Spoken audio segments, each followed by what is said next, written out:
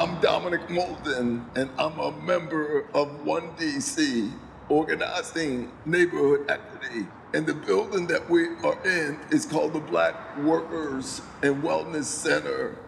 This is the chocolate part of DC, Anacostia. So this building that we're in was originally one of the first Black funeral homes in DC and in Anacostia.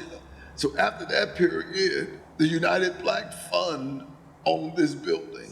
And then we did campaigns with members, and then some wealthier people gave, and then some other campaigns were developed, especially during Emancipation Day and Juneteenth. And finally, we bought the building for cash. So OneDC, we actually have our political education school around understanding the history of racialized capitalism and how precarious work is created, right? Because we're not just trying to make people rich financially or from a capitalist standpoint. What we want people to understand that we are rich when we build community, right?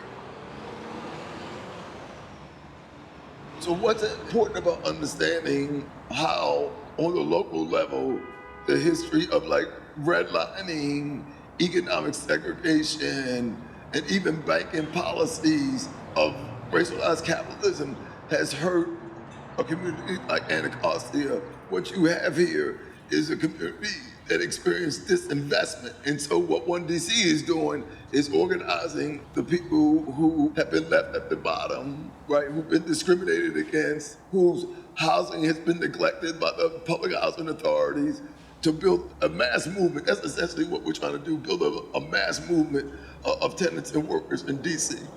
So one of the things that is important about Anacostia and DC in general is that there's a lot of Black history and culture that's evident, and you can see it in everyday life. Most longtime Black DC residents will say Ward 8, where we are sitting, is the last frontier where hundreds of Black people could be massively removed and replaced by whiteness. Because as the river becomes a haven for more activity, for people to come across the river, as the 11th Street Bridge literally becomes the bridge for displacement, we want to organize people to fight for our right to stay. What we've noticed is that when it comes to racial and environmental justice, when things start to get cleaned up, we, the working class Black folks, start to get pushed out, right?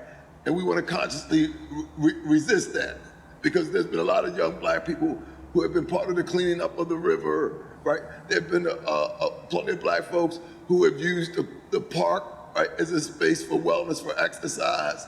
So this community is majority Black. Will the bridge add to that? And will the cleaning of the river add to that? Or will it take from that and make our job of organizing people to have the right to stay, the right to live, and the right to work in Anacostia a possibility?